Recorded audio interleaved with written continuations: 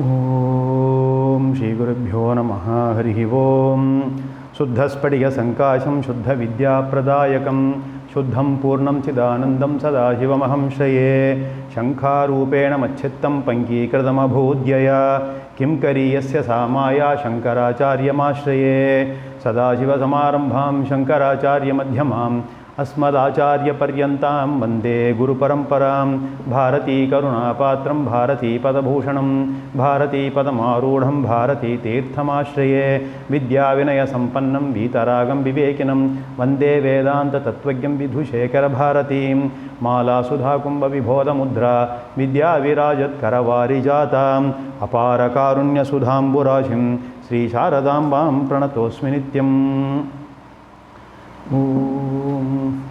वासुदेवेन्द्र योगीन्द्रं नत्वा ज्ञानप्रदं गुरुं मुमुक्षूणां हितार्थाय तत्त्वबोधोऽभिधीयते. Now we are discussing Jiva, Paramatma, Jivatma, Aikyam. When the teacher is teaching the student that Tat Tvam Asi, which is the Mahavakyam, he says, you, the individual Jivatma, and the God Paramatma are one and the same. The initial reaction of the student is that he is taken aback. He is very, very surprised. He is unable to digest the idea. He is unable to swallow the fact. How come two entities which are totally different, diametrically opposite attributes can be the same? That is his confusion and question, for which the teacher resolves his problem.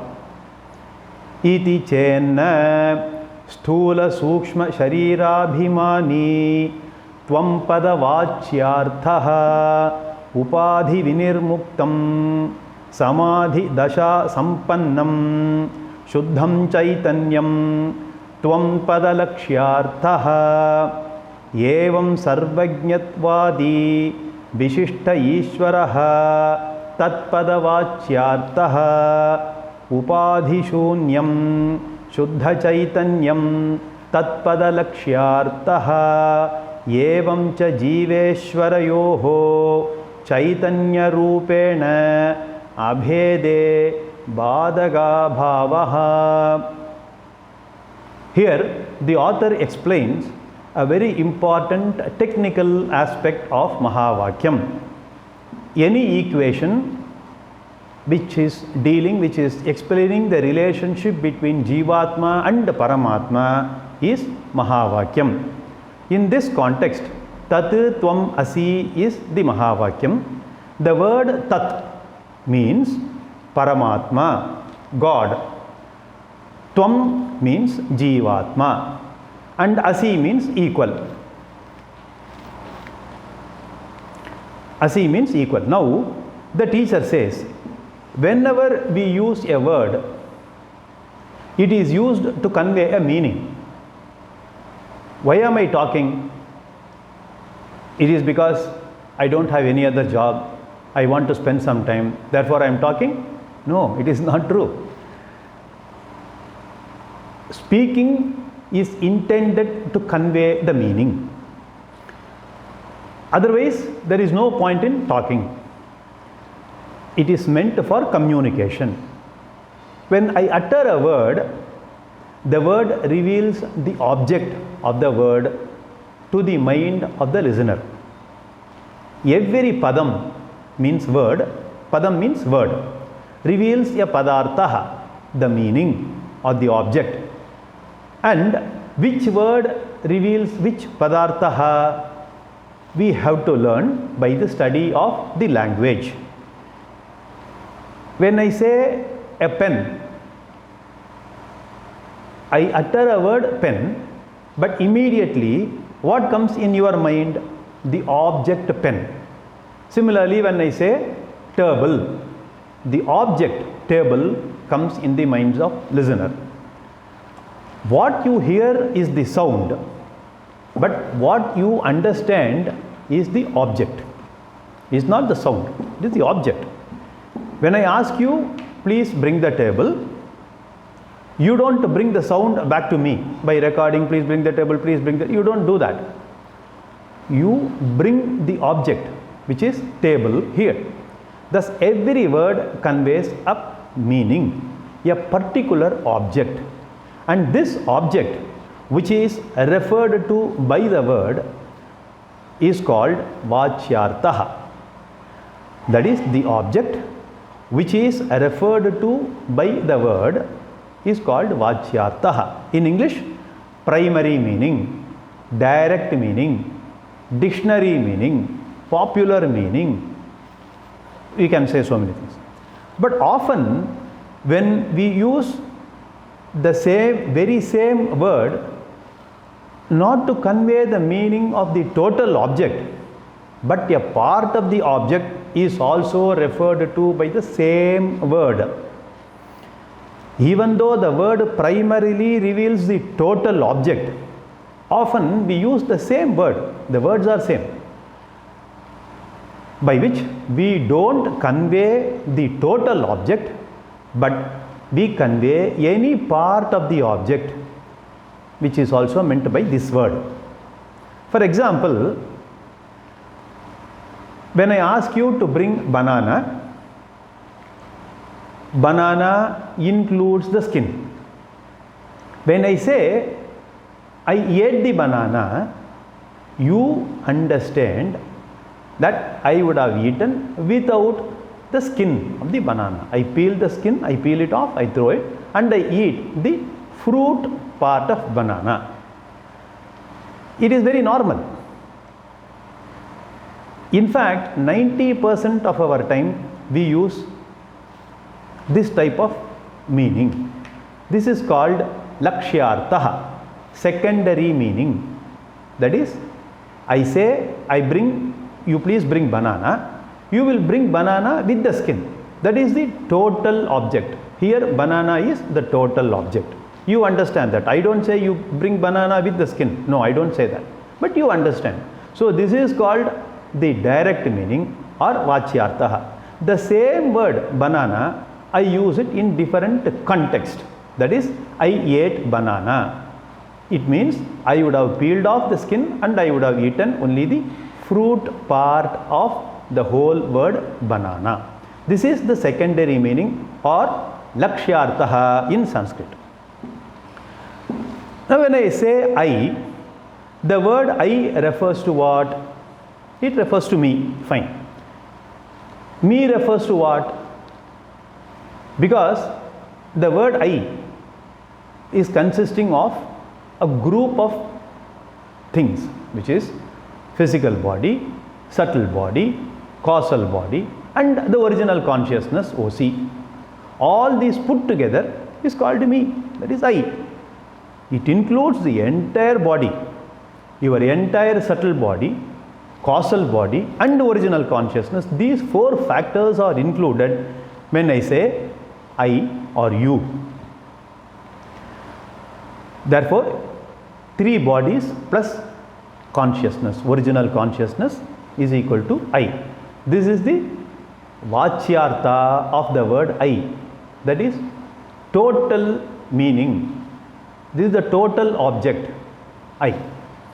But when I say I write notes, that means what? What is the meaning which I want to convey by I? The writing is not done by the entire body, that is physical body, subtle body, causal body, OC and all those things. Only a part of the physical body, that is my hand, perhaps backed by my mind, is being used to write. You understand this. The listener is not confused. The listener filters out those parts which are not relevant in this context. A word can convey either the total object or it can refer to a part also. When it refers to the total object, it is called primary meaning, vachyartha. When you take any other meaning according to the context, according to the situation, any meaning other than the direct meaning or primary meaning, that object is called secondary meaning or implied meaning, filtered meaning, indirect meaning. All these things are called what? Lakshyartha in Sanskritam. We use Lakshyartha in day-to-day life. 90-95% of the time we spend time only in communicating this Lakshyartha. Our intellect automatically filters and understands the right meaning, and because of this we don't have any contradiction, we don't have any confusion. Therefore, this is called Lakshyartha. Now, the author says, once again he is explaining. Now, let us go through further. When I say I am fat, the meaning of the word I here contextually can be connected only to that part of individual I, because we know the mind cannot be fat, intellect cannot be fat, original consciousness of course cannot be fat. Therefore, it can refer only to the physical body part of I. When the word I is used to refer to the physical body part, a portion of total part, that is a part of the total object, it is called direct or indirect. What is that meaning here? Vachyartha or Lakshyartha? When the object is meant only the part of the object, when the sentence is meant only to carry the part of the object, it is called Lakshyartha. Therefore, when I say I am fat, here I refers only to the physical body. Therefore, it is Lakshyartha. It is not Vachyartha. When I say I am an emotional person, the word I in this context has to be connected with the mind, a portion, a part of me, because we know very well that the physical body cannot be emotional, consciousness cannot be emotional, sense organs cannot be emotional, and therefore the word I in this context refer only to that part of me which is relevant, which is the mind in this context. When I say I am emotional, I refer only to the mind part of me. It is Lakshyartha. I don't tell all these details to the listener, but the listener understands very well. He is very clever, he is very intelligent, and he does the filtering job, leaving aside my body, leaving aside my sense organs, leaving aside my consciousness, etc. He understands the mind part of me alone is emotional. So all these examples will help you to understand what is Lakshyartha, what is Vachyartha. By taking the appropriate secondary meaning, that is Lakshyartha, without taking the Vachyartha, the listener understands the meaning of the sentence I convey. You have to apply the same principle by taking the appropriate meaning, which is Lakshyartha or secondary meaning. When the teacher says, I am Jivatma, I, the Jivatma, am one with the God Paramatma. What meaning should be taken here for the word I?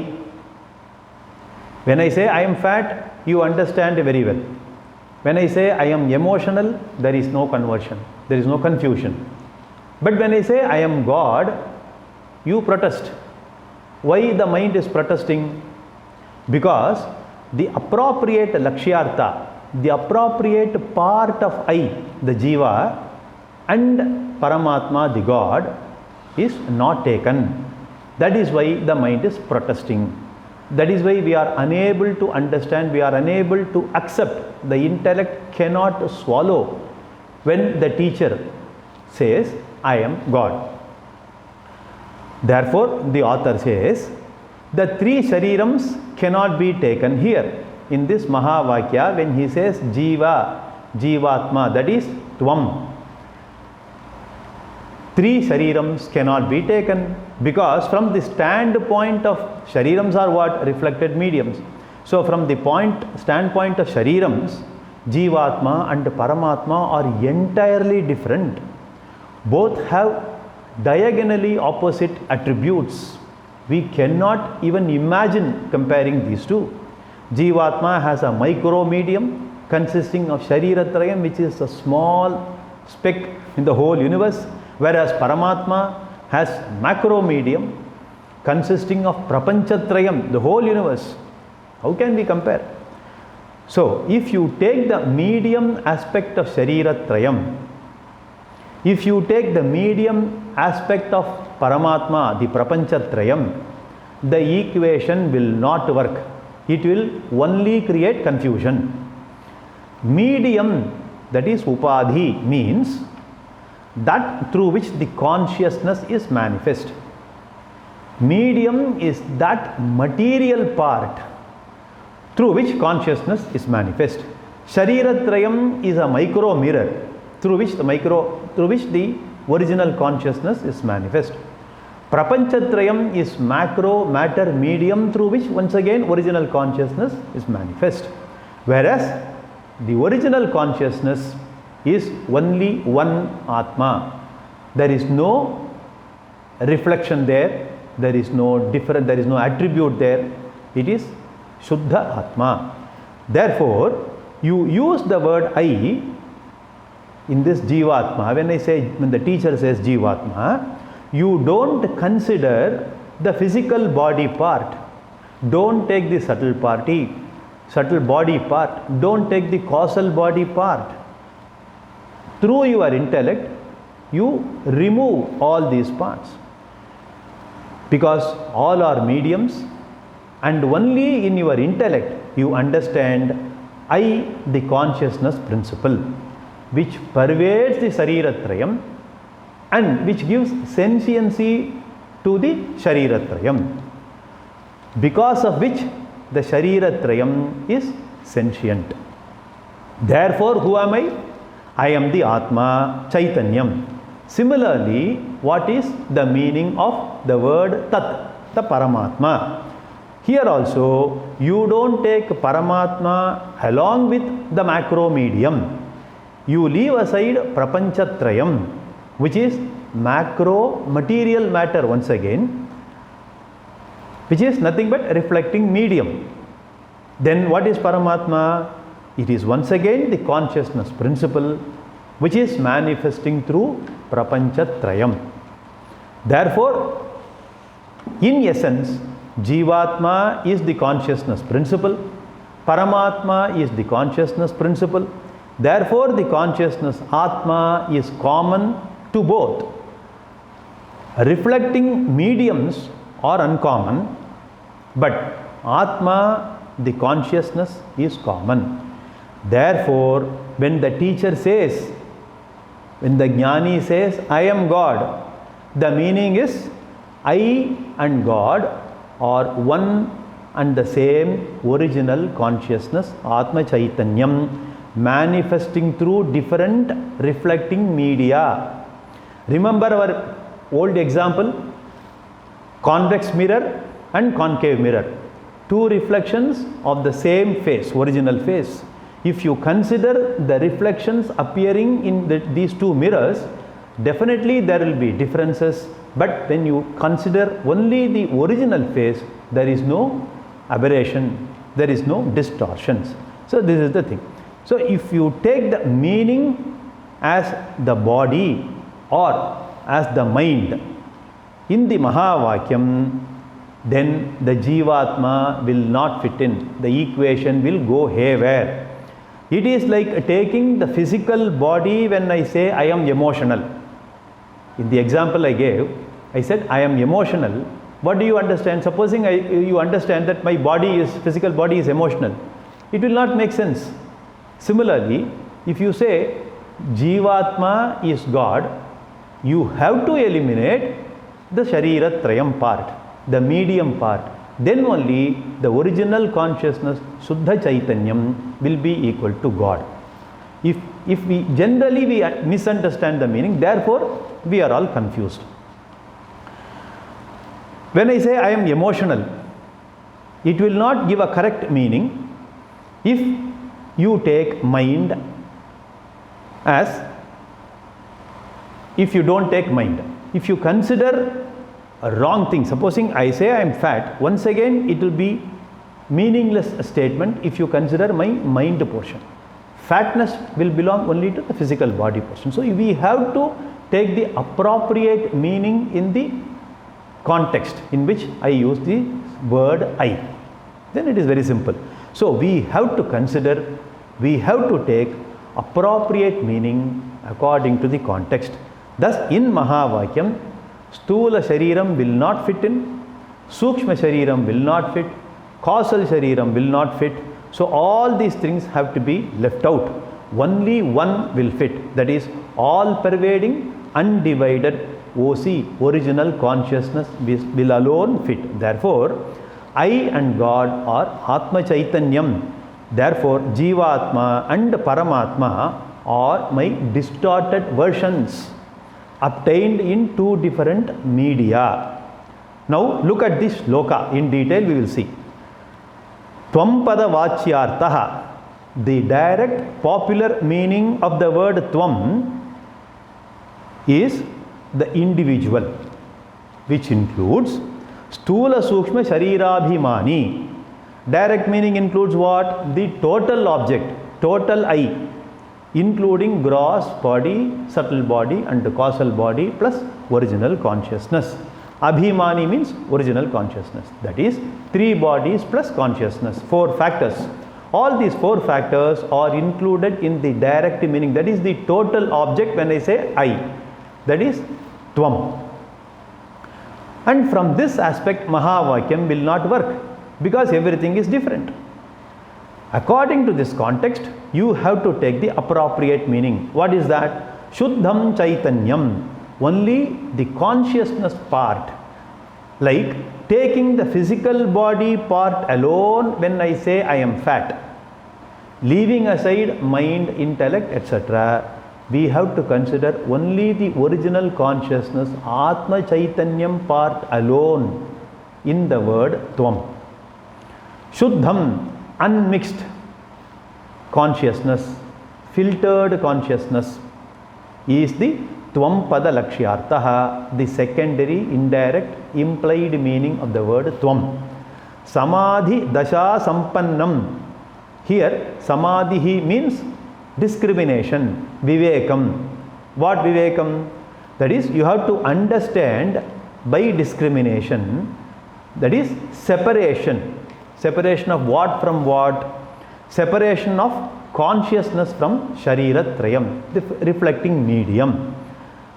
Not physically, it is not possible. Only in the understanding, in the intellect. Separation, this understanding is called vivekaha. And the word samadhi means vivekaha or discrimination. Dasha means time, that is at the time of discrimination. So, after filtering or after discrimination, you should know which part to retain, which part to leave out, which part to drop mentally. It is not like when Vidura invited Bhagavan Krishna to his house. In his overexcitement, he was very happy. Vidura was very happy. He was so happy that he gave a banana to Bhagavan Krishna as an offering. He was poor, so he could not offer him more.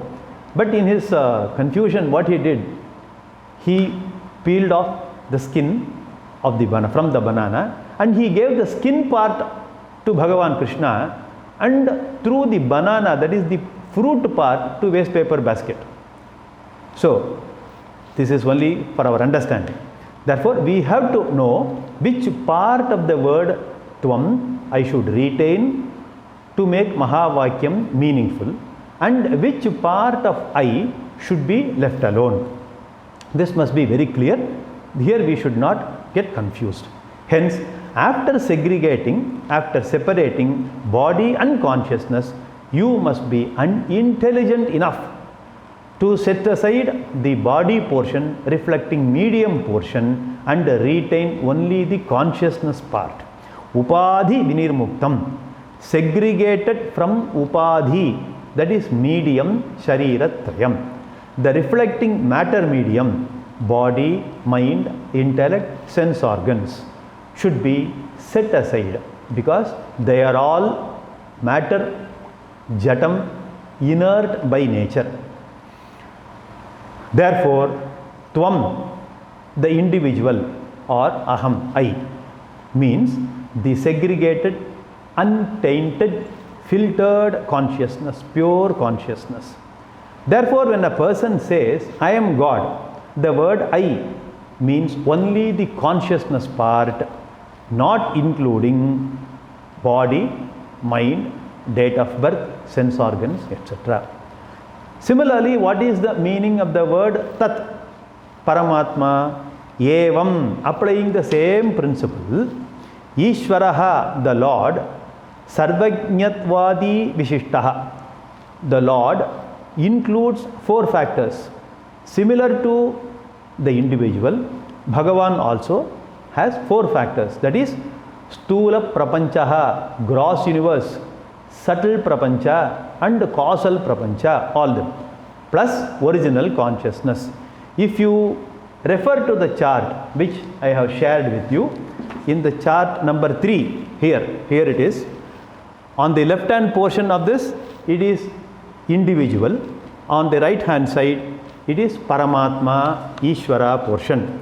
So if you see this, it will be more clear. You have to refer to the chart.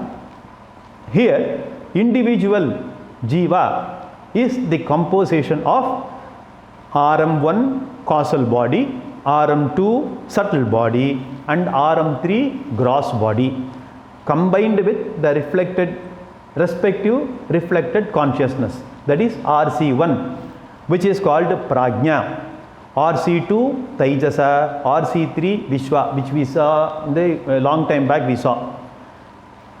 Ishvara portion, Ishvara part, consisting of the same 3 plus 1 factor, which is RM4, causal world or causal universe, and the connected reflected consciousness is RC4, which is called Virat.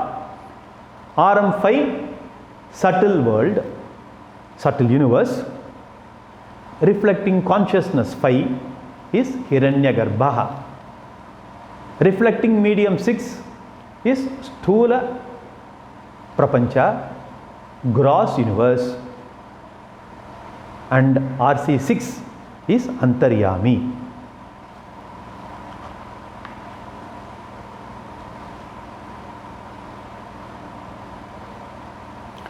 Sorry, here these references are to be changed. RC4 is Antaryami, RC5 Hiranyagarbha, and RC6 is Virat. Vishwaha in individual, Virat for Ishvara, Taijasa for individual, Hiranyagarbha for Ishvara, and Prajna for individual, Antaryami for Ishvara. If you refer to the chart, it will be more clear. Therefore, the direct meaning of the word Ishvara or the God includes all these 4 factors. God will have total body, total mind, total intellect. Therefore, He is total knowledge. Sarvajñatvadi Vishishtaha. Lord will be omniscient. That is the direct meaning, Vachyartha for Ishvara. But in the context of Mahavakyam, we should not take the total Ishvara, but mentally filter out the 3 macro matter medium from Ishvara. That is gross universe, subtle universe, and causal universe. We have to set aside all these 3 and we have to consider only the original consciousness, which is Atma. Upadhi Shunyam, without these three matter media, Shuddha Chaitanyam, the pure filtered consciousness which is mentally separated from the reflecting media, macro matter media, Upadhi, is the Tattvabodha Lakshyartha, is the indirect or implied meaning of the word Paramatma, Tat. When the media are included, the obtaining consciousness is distorted only. When you remove the medium, what is left behind is Shuddha Chaitanyam. Remove the convex mirror, distorted version number 1 goes. Remove the concave mirror, distorted version number 2 goes. When both distorted factors, distorted reflections are gone, what is left behind? Only the original face. But here in the Mahavakyam there is a tragedy. This is very important. The original face you can never see. The original face is never subject to perception, because the original face is myself, the subject, which cannot be objectified. You cannot argue that since you cannot see the original face without the help of any medium, without the help of mirrors, you cannot see your face. You cannot argue that there is no original face. Can anybody say, I am not able to see my original face, therefore I don't have original face? Nobody can say that. Non-perception of original face is not non-existence of original face. Only thing is we are not able to see. That's it. But you have to own up the original face, that is myself. If you want to see the face, you have to use a reflecting medium. Therefore, there will be reflection, there will be distortions also. You cannot have original version, but you will get only the reflected version which will be distorted. Necessarily it will have distortion. Either positive distortion, that is seemingly beautiful face like Paramatma with all positive attributes, or negative distortions like a Jivatma.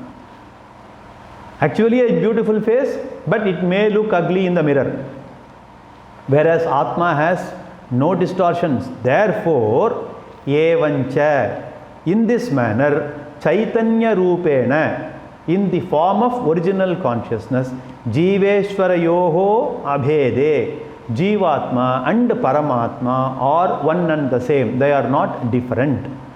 If you see the distorted versions, there will be multiples of differences, like seeing the two reflected faces in two different mirrors.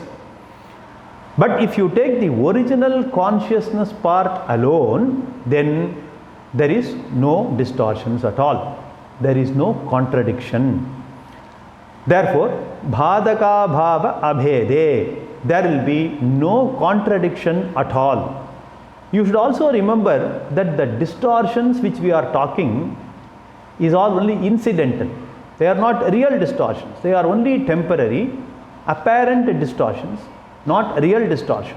Whereas original consciousness is ever the same without any distortion, even without apparent distortion, and that original consciousness is I am, Jivaha, who is none other than God, Paramatma.